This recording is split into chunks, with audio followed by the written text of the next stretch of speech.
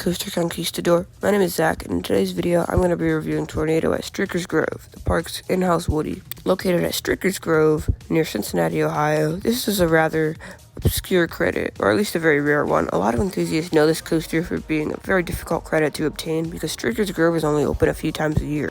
I'm fortunate enough to live relatively close to Stricker's Grove, so I was able to go here last week and get 3 rides on Tornado. And it's a very underrated Woodie. It's built in-house and it offers a pretty solid ride experience. Let's talk about this coaster. So it's located in the very back of the park. Not that it says much, it's like a 1-minute walk from the entrance maybe. And it looks relatively imposing, at least compared to the other rides in the area. While no height has been officially released in RCGB, I'd consider this coaster to be around 40 to 60 feet maybe. I'm probably wrong, so that's just a guess. This coaster does unfortunately have 1 train ops because of its block zone setup, and I highly doubt that a small family park like Stricker's Grove is going to purchase 2 trains on a coaster like this. When you enter the station, you'll see that it's first come first serve seating, and this is a back row coaster, kind of like Raging Bull, in the sense that it has to be done in the back. The coaster does run with buzz bars, so that's awesome, and it allows for some insane ejector airtime, which we'll get to a little later.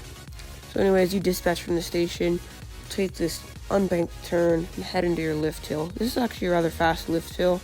Since there's just cornfields around you, there's really nothing to get a good view of, unfortunately. And you'll head down your first drop, and if you're in the back, you'll get a little bit of flagector airtime. This is a pretty good first drop, but it's pretty forgettable if you're sitting in the middle of the train or towards the front. Then you'll head up into your turnaround, and you might get some very weak laterals, but nothing too crazy. As you dive off the turnaround, if you're sitting towards the back, again, you may get some kind of weak airtime, but it'll be nothing too crazy. You have yet another turnaround, and there are some very weak laterals, but they're not very pronounced. But here's where the ride gets interesting. You then head up into this double airtime hill thingy, and when you dive off of it, you get some absolutely insane, I mean crazy ejector airtime.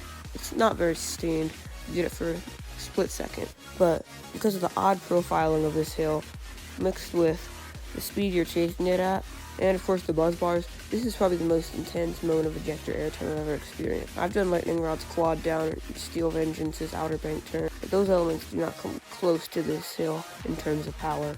Anyway, you have another weak turnaround with some faint laterals before doing a few bunny hills, one of which actually gives some very good ejector airtime. Then you head into your brake run. Overall, this is a pretty short coaster, at least in terms of ride riding time. But the pacing on some of the larger elements is not that great, so the coaster feels longer than it is. This coaster does have a few awesome airtime moments though, specifically the first drop, which has some okay flagector, and the death ejector hill that has some crazy but not too sustained ejector airtime, and then that little bunny hill towards the end of the ride. The rest of the elements are kind of forgettable, just without some weak laterals and some very weak floater airtime. But I do think a lot of enthusiasts will enjoy this coaster. So for its final score, I'm going to give it 8.5 out of 10. The reason I'm giving it that high of a score is because the coaster really surprised me. I expected a subpar, kind of forceless Woodie, but it had 3 solid moments of airtime, and it was just an overall fun Woodie. I don't know why, there was something about it. Real quick, I just want to talk about the coaster's smoothness. The coaster is, for the most part, pretty smooth. Some of the valleys are a little bumpy, particularly the valley after the first drop. Oh my gosh, that valley is absolutely brutal. So if you want to avoid a wheel seat, go ahead and do it. No one's going to stop you. That valley is painful. The jackhammering is very aggressive. But the rest of the coaster is pretty smooth and comfortable.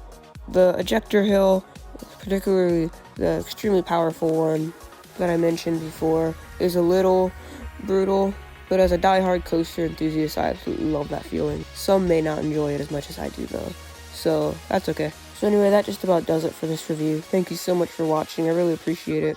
And also thanks for 100 subscribers, I didn't think we'd get here so fast. I did a face reveal if you want to check that out.